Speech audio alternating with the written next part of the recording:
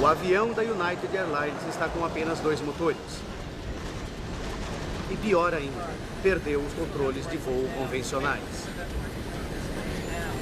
Apesar de todas as tentativas do Capitão Haynes, o avião inclina-se perigosamente. Na cabine, os passageiros sentem sua forte inclinação. Meu filho, com 7 anos e meio, sempre foi um bom observador e percebeu que algo estava errado. Dava para sentir a forte inclinação, a sensação física do seu corpo inclinando-se para a direita. Lembro-me de ter pensado que era algo incomum. 13h18 da tarde. A asa esquerda está tão erguida que o avião está extremamente inclinado. Al Haynes só sabe que em mais alguns segundos o avião vai virar e descontrolar-se totalmente. Só lhe resta um truque de velhos aviadores. Mas se falhar, o voo 232 estará condenado. A primeira reação foi fechar um manete e empurrar o outro para cima. Talvez ajudasse. Em uma tentativa desesperada de restaurar o nível do voo, Haynes tenta ajustar a força relativa dos motores das duas asas. Se o motor direito trabalhar mais rápido, o avião se inclinará para a esquerda e vice-versa. Funciona. O Capitão Haynes consegue impedir que o avião vire. Ele ainda não tem o controle do voo, mas recupera o equilíbrio utilizando os manetes. Mas Haynes descobre que só pode fazer curvas para a direita. 13h20 da tarde. O copiloto Bill Records passa um rádio para o Centro de Controle de Tráfego Aéreo em Minneapolis. Ele informa a perda do controle de voo e solicita uma rota alternativa para o aeroporto mais próximo. Os pilotos não sabem como irão pousar o avião avariado. Senhoras e senhores, aqui é o capitão. Desligamos o motor número 2. Agora, o Capitão Haynes diz aos passageiros que um motor falhou, mas não menciona a perda do controle de voo. Nem todos os passageiros acham suas palavras tranquilizadoras. Podíamos sentir a tensão das comissárias. Algo não estava certo.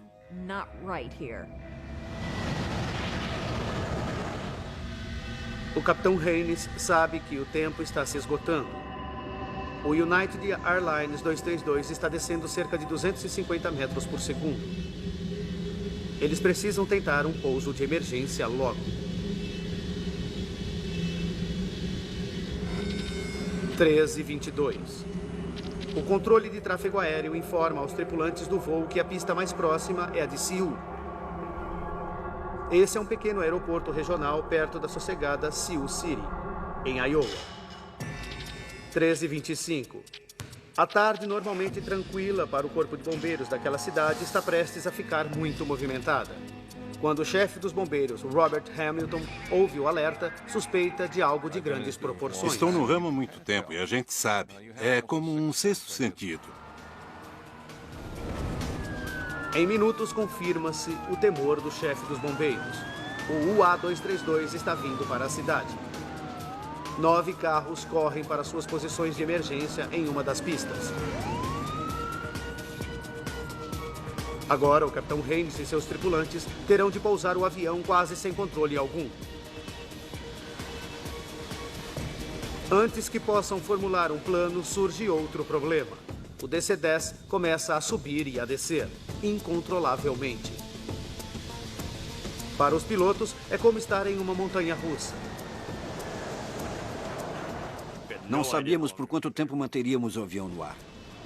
Debbie McKelvey percebe os movimentos erráticos do avião e teme por sua vida. Eu estava com crianças de 6 e 7 anos. Comecei a rezar. Se fosse para morrer, que fôssemos todos e rápido. 13h26. O Capitão Haynes chama a comissária sênior à cabine de voo. Quando abri a porta, percebi que havia um sério problema. O capitão diz a Jen para preparar a cabine para um pouso de emergência. Atravessei a primeira classe sem olhar para ninguém, para que não vissem o medo em meus olhos.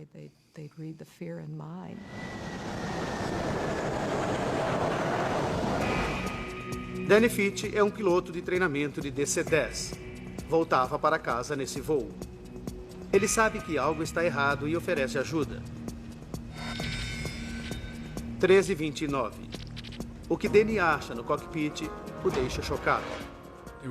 Foi uma cena incrível. Os pilotos estavam no controle com os tendões dos braços retesados pelo esforço e as juntas dos braços esbranquiçadas pela força.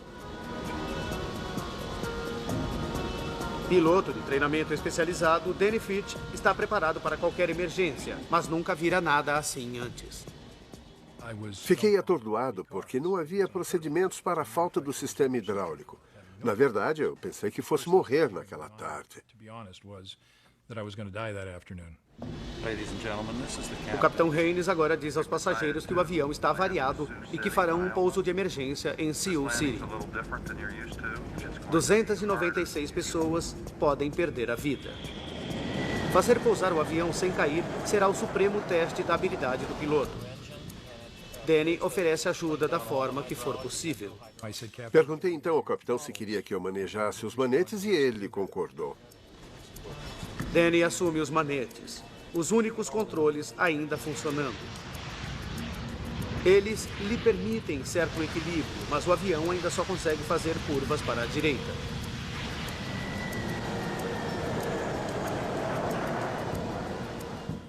Para mim, ele foi o quarto membro da tripulação, pois prontificou-se a ajudar como pudesse. 13h48 da tarde. O DC-10 está a 12 minutos do aeroporto de Sioux City e perdendo altitude. É hora de os pilotos enfrentarem uma perspectiva inimaginável. Em poucos minutos, eles tentarão pousar um jato de 165 toneladas sem os controles de voo adequados. As vidas de 285 passageiros estão em suas mãos.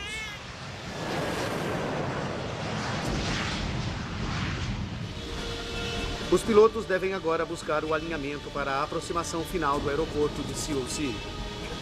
Danny Fitch tentará equilibrar o avião e controlar sua descida ajustando os manetes. E mais, o avião só pode fazer curvas para a direita. O plano é fazer uma série de loopings e esperar que, quando saírem do último circuito, estejam de frente para a pista.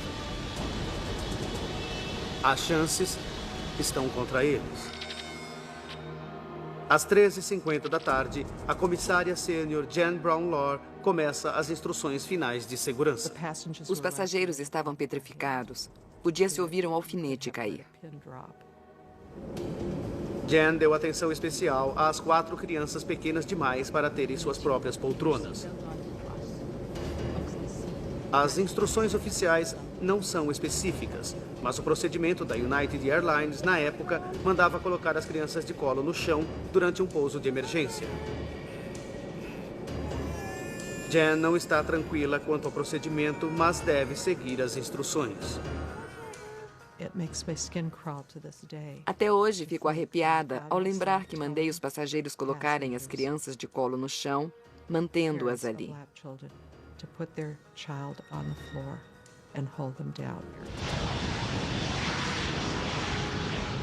À medida em que a tripulação se aproxima de Sioux City, ela se conscientiza dos riscos. São 296 vidas em suas mãos. Eu nunca senti tanta responsabilidade em minha vida.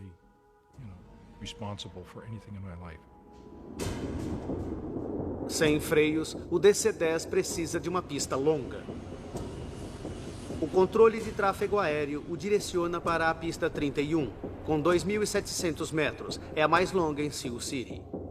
13h52 da tarde. Danny Fitch põe o avião em seu último looping. Ele sabe que o jato danificado não poderia recuperar altitude para uma segunda tentativa. Tínhamos que pousar naquela pista de uma só vez. Quando saíram do loop final, os pilotos têm uma vista tranquilizadora. Sioux City à sua frente. Só há um problema. É a pista errada. Havia uma pista à nossa frente, estávamos sem tempo, sem altitude, tinha de ser ali. A pista 22 é muito mais curta do que a 31 e está lotada de caminhões e ambulâncias. Tivemos alguns minutos para assimilar a mudança da pista 31 para a pista 22. 13h59 da tarde. Carros de bombeiros saem do caminho do DC-10 em mergulho. Estávamos lutando, esperando que saíssem do caminho, tentando a posição ideal naquela pista em particular. O capitão Haynes ordena aos passageiros a posição de brace e abaixarem a cabeça sobre os joelhos. No minuto em que dissemos brace, foi como o vento soprando em um campo de trigo. Todos se abaixaram ao mesmo tempo. Eu achava que era o fim e fiz meu filho fechar a cortina da janela. Não precisávamos ver o fim se aproximando.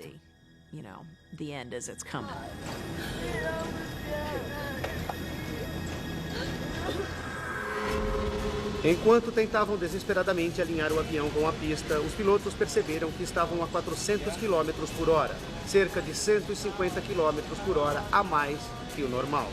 Mas, sem controle dos flaps, não podiam descer mais devagar.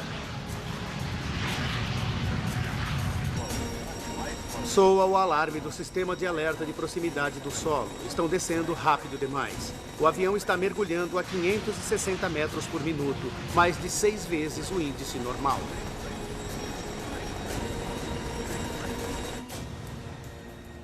No solo, equipes de jornalismo locais acorrem para cobrir a possível queda do avião. 4 da tarde. Segundos antes do pouso, o nariz e a asa direita inclinam-se. Se pousarem nesse ângulo, o avião poderá se partir. Empurramos os dois manetes com toda a força, esperando conseguir levantar o nariz.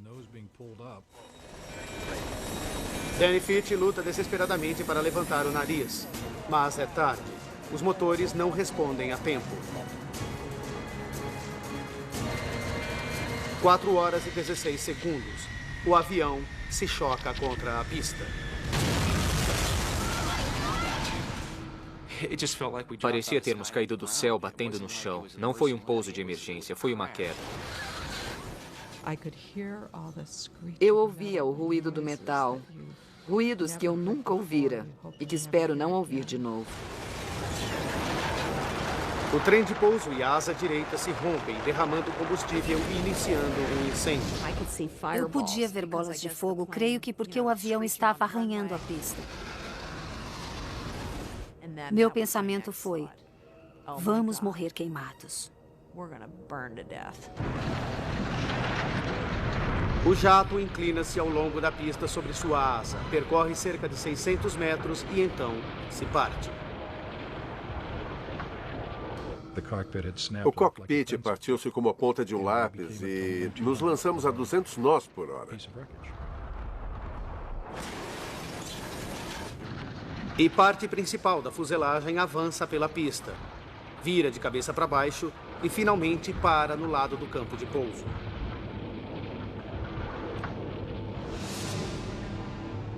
O avião partiu-se em 3 partes principais: cockpit, setor da cauda e cabine central de passageiros. Dezenas de sobreviventes correm da cabine em chamas. 5 caminhões e ambulâncias correm para ajudá-los. Profissionais de emergência chegam a um cenário terrível de passageiros mortos e feridos. Os sobreviventes, fugindo dos escombros, espalham-se pelo milharal na extremidade da pista. Debbie e seu filho Ryan estão entre eles. Agarrei o meu filho e corremos. Eu nem sei para onde.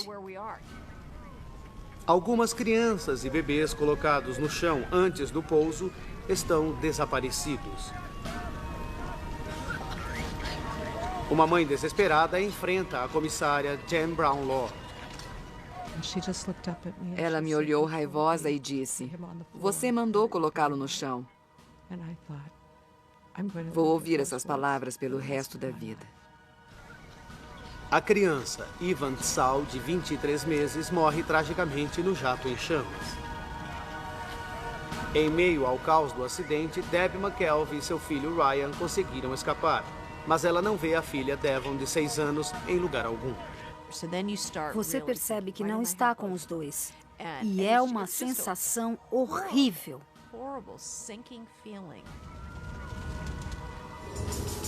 Jerry Schmel sai ileso da cabine e agora ouve o choro de um bebê.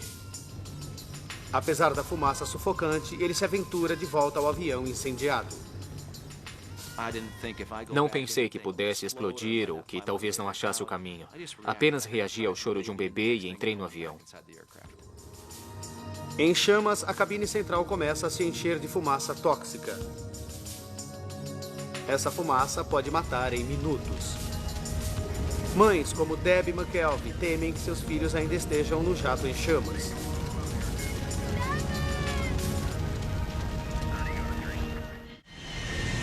O voo 232 cai no aeroporto de Sioux City, transformando-se em destroços enfumaçados na extremidade da pista. Os sobreviventes fogem da aeronave acidentada, mas o choro de um bebê faz o passageiro Jerry Schmel voltar ao avião. Finalmente cheguei até o choro e vi um bebê preso ao bagageiro. Eu agarrei com um braço e procurei sair dali. Procurei uma abertura, busquei a luz do sol e saí do avião pela segunda vez. A ação de Jerry provavelmente salvou a vida do bebê. Mas Debbie McKelvey está desesperada. Ela teme que sua filha e sua amiga não tenham sobrevivido. De repente, ela vê um rosto. É sua filha Devon, de 6 anos, surgindo da fumaça. Foi uma sensação maravilhosa. Ela estava ali e estava bem. Os passageiros deixam o avião, mas o capitão Haynes e a tripulação estão presos no cockpit. O nariz do avião enterrou-se na terra fofa ao lado da pista. É o último local que a equipe de resgate alcança. Eles têm de usar máquinas e equipamentos de corte para abrir caminho em meio aos destroços retorcidos. Eles levam 30 minutos para chegar aos pilotos. Às 5 da tarde, a equipe retira-os, gravemente feridos, mas vivos. Eu me lembro da mão dele no meu peito, dizendo que eu ia ficar bem. Eu senti um grande alívio. Os destroços em chamas do voo 232 queimam por mais de 2 horas. 9 helicópteros e 34 ambulâncias transportam os sobreviventes. Jerry Schmel pensa em seu amigo Jay, a quem perdeu de vista na queda. Jerry espera que ele esteja bem, mas com o passar do tempo, perde toda a esperança. Eu tive essa impressão 8 horas depois do acidente ao ver que ele não aparecia. Jay Ramsdell é um dos 111 passageiros que perderam a vida no acidente. Uma comissária também morreu. 11 crianças estão entre os mortos. Incrivelmente, 184 pessoas sobreviveram à queda em Sioux City. Mas para os pilotos do voo 232, o número de mortos é uma tragédia.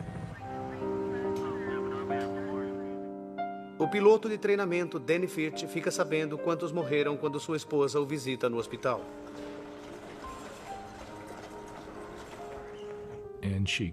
Ela começou a chorar porque percebeu que eu não sabia a verdade. Mais de 100 pessoas haviam morrido. Eu a vi chorar e também chorei. E nos 3 dias seguintes também. Não conseguia parar. Fiquei arrasado com tantas mortes. Estava pronto para morrer por eles. Eu não queria que morressem. Al Haynes e a tripulação de voo acreditam que alguma coisa positiva sairá dessa tragédia. Quero dizer que esta tripulação e toda a indústria estão empenhados em encontrar a causa do acidente, para que não aconteça novamente.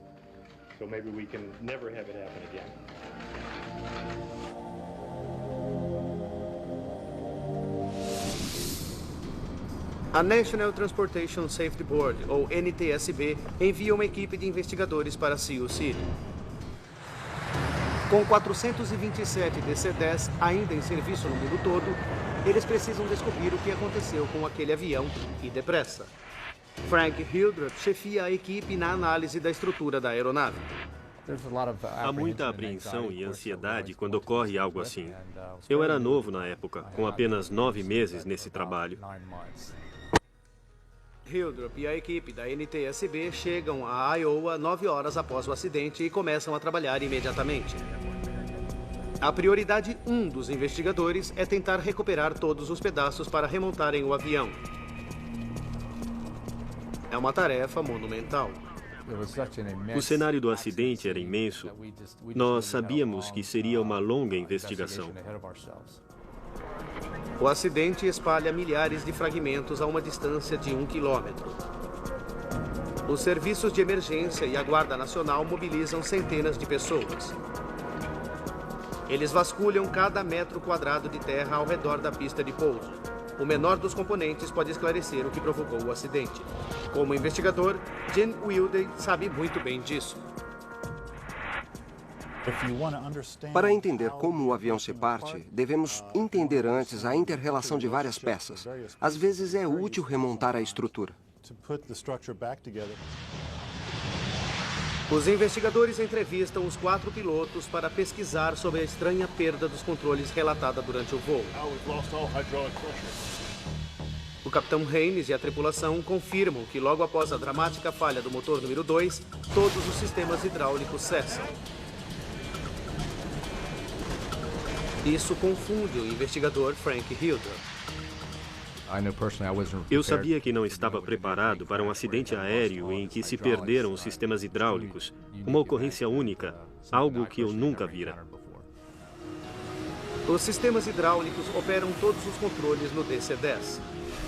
Os flaps que ajudam a controlar a descida, os planos estabilizadores que movem o avião para cima e para baixo, o leme de direção que o equilibra e os ailerões que o fazem inclinar-se. Fluido pressurizado no interior dos cabos hidráulicos operam esses controles mecânicos. Há 3 sistemas hidráulicos separados e independentes. Mesmo se um sistema se rompe, isso não deveria causar a perda do fluido hidráulico dos outros. Perder fluido dos 3 sistemas ao mesmo tempo é quase impossível. Para os especialistas, as chances são de 1 em 1 bilhão. Então, uma descoberta inesperada. Agricultores a 90 quilômetros de Sioux City encontram destroços do avião espalhados por suas terras. Os investigadores os examinam e descobrem que eles incluem componentes do sistema hidráulico número 2 da cauda, próximo ao motor que falhou.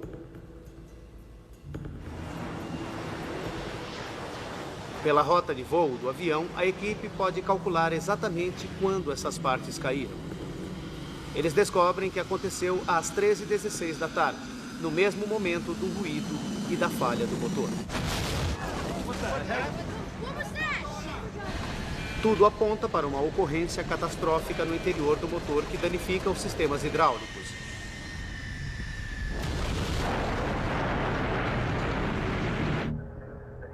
Eles voltam ao avião avariado e examinam cada milímetro de seus cabos hidráulicos.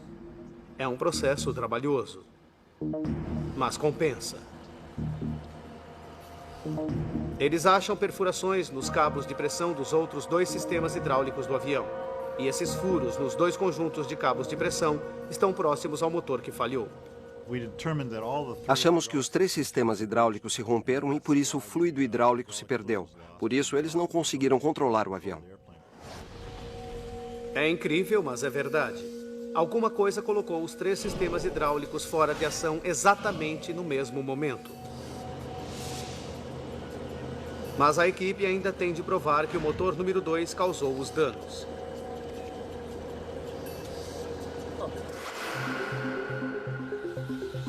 Eles inspecionam as perfurações com um microscópio eletrônico e encontram traços diminutos de titânio. O titânio é usado em partes importantes do avião por ser rijo, porém muito leve. No DC-10, o único titânio perto do setor da cauda está no interior do motor número 2.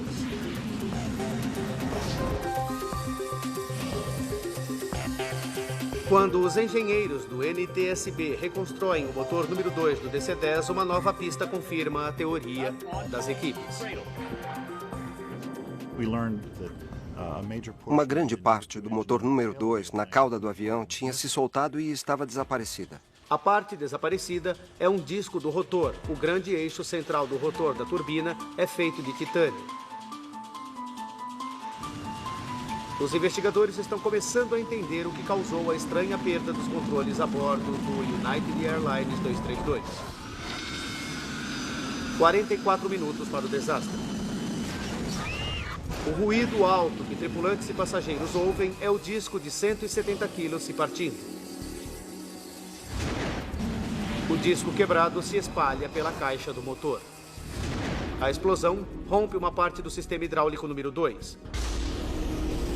E por uma falta de sorte catastrófica, os fragmentos também perfuram os cabos nos 2 sistemas restantes.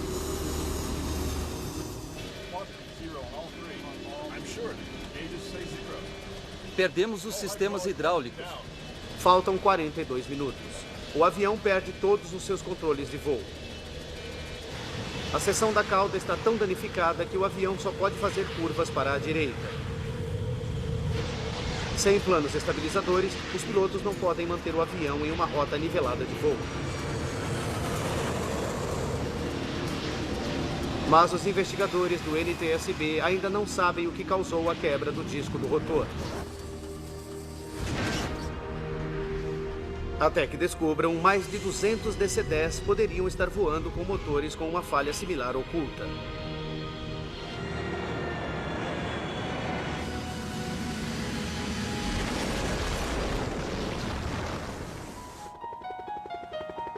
Eles precisam localizar e examinar o pedaço faltante do disco do rotor.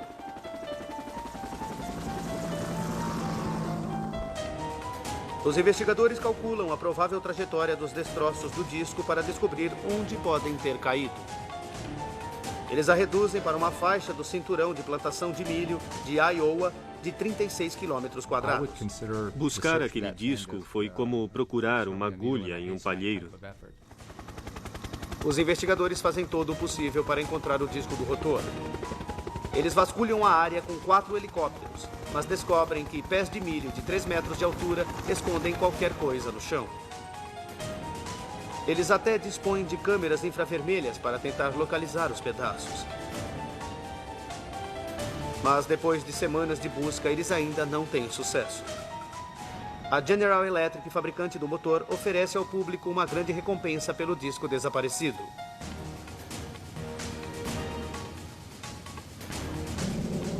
Mas não há sinal dele.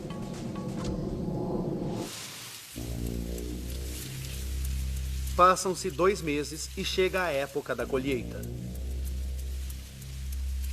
Janice Dale Sorenson tem uma fazenda de 180 hectares, bem no meio da área de busca. Terça-feira, 10 de outubro de 1989. Janice Sorenson está colhendo milho. Eu estava ceifando e senti certa resistência na ceifadeira. Dei ré, pus em ponto morto e percebi que se tratava da peça que estavam procurando. Era um fragmento grande, meio enterrado.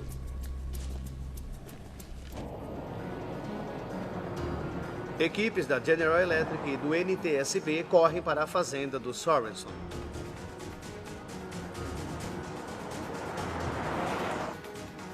Dale e Janice ajudam os investigadores a desenterrar o fragmento. Este é um vídeo do Sorenson. Minha pá era pequena, por isso peguei o trator, enrolei uma corrente em volta dele e o içei. Depois o levei para o galpão das aves, onde tínhamos água quente, e o deixamos limpinho. Os investigadores logo confirmam que o fragmento é um pedaço importante do disco do rotor do voo UA-232. E eles encontram outro pedaço ali perto. Juntas, as 2 partes completam o disco. Janice Sorenson percebe que sua descoberta poderá ser a chave para o desastre. Eu fiquei emocionada. Cheguei a chorar por ter achado a peça e pelos que perderam a vida. Janice e seu marido Dale receberam $120 mil de recompensa da General Electric. Doaram metade do dinheiro a instituições de caridade. O NTSB agora pode começar a fase seguinte da investigação. Eles levam o disco quebrado para a General Electric, fabricante do motor, para descobrir o que poderia ter partido um componente de metal tão sólido. Gene Wilde, metalúrgico, examina o disco, começando pela principal linha de fratura. Ele percebe alguma coisa, uma fissura de fadiga de 13 milímetros. É raro achar fadiga de metal em um disco como aquele. Esses componentes são especificamente projetados para suportar grandes forças rotacionais no interior do motor. Depois, na base da fissura de fadiga, Wilde vê uma pequena cavidade. O tamanho dela era mais ou menos 50 milésimos de polegada. Ao examinar a cavidade mais de perto, ele vê que o metal à sua volta parece sem cor. Ele leva uma amostra da área suspeita para testes. O que descobriu causará choque à equipe de investigações e abalará profundamente a indústria da aviação.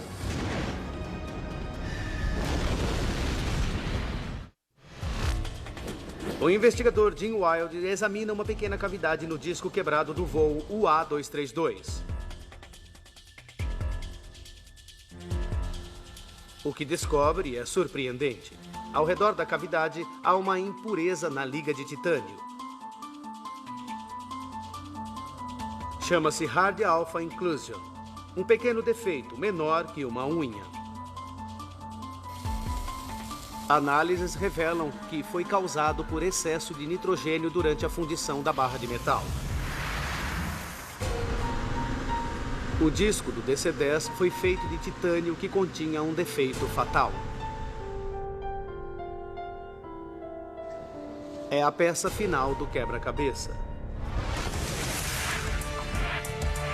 A equipe do NTSB pode agora juntar a cadeia de eventos que levou passageiros e tripulantes do voo UA-232 aos segundos fatais.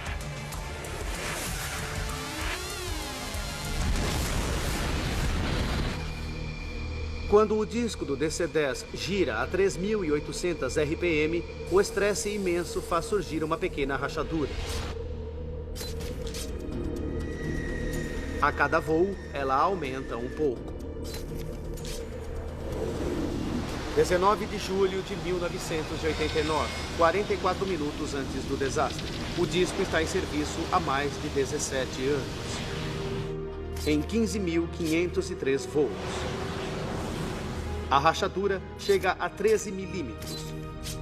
O disco defeituoso não suporta mais o estresse imposto por sua rotação e se parte em dois. O dano causado incapacita o DC-10 de voar. Nos 40 minutos seguintes, os pilotos lutam para controlar o avião.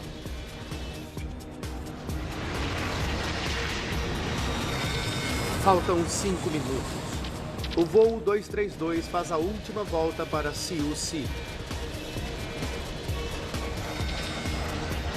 20 segundos. Quando o avião chega ao solo, a asa direita tomba.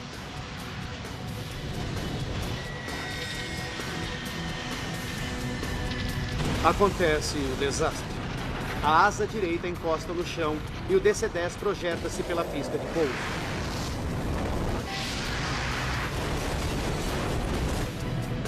Um jato de $21 milhões, pesando 165 toneladas, é derrubado por um minúsculo defeito metálico. Para a equipe de investigações do NTSB, há outro terrível ingrediente para a tragédia. Os investigadores descobrem que os técnicos da United Airlines fizeram uma inspeção de rotina do disco defeituoso apenas 16 meses antes do acidente. Eles ficam abalados. A rachadura era na superfície do disco, e na época da inspeção, a rachadura deveria ter quase 13 milímetros. Como o disco foi inspecionado antes do acidente, achamos que a rachadura tinha um tamanho detectável, o que não aconteceu. O relatório do NTSB concluiu que, por erro humano, a rachadura não foi vista.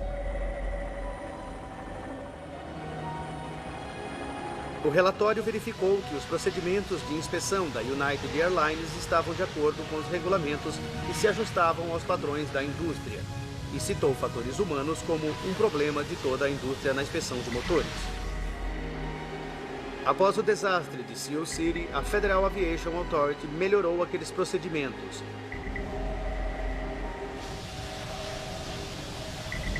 O FAA também exigiu mudanças nos sistemas hidráulicos dos DC-10. As companhias aéreas foram intimadas a colocar válvulas automáticas para limitar a quantidade de fluido que pode vazar por uma brecha nos cabos hidráulicos. Hoje, ainda se permite que crianças de colo fiquem sem cintos de segurança durante pousos de emergência. Desde o acidente, Jan Brown-Lore tem feito campanhas para que todas as crianças tenham assentos e cintos de segurança nos aviões. Ela jamais esqueceu o menino Ivan, que perdeu a vida quando sob sua responsabilidade. Ivan teria 17 anos hoje, se estivesse em sua poltrona. Danny Fitch, Hal Hayes e outros membros da tripulação receberam prêmios da indústria por seu extraordinário profissionalismo e coragem. Jerry Schmel, que hoje tem filhos, nunca se esquecerá do quanto deve aos pilotos. Há 16 anos eu penso nesses homens. Não poderia ter havido tripulação melhor. As medidas de segurança originadas pelo acidente de Seal City modificaram a segurança aérea não apenas nos DC-10, mas em todas as outras aeronaves. As novas regras irão assegurar que um acidente tão estranho e devastador jamais aconteça novamente. Versão Marshmallow São Paulo.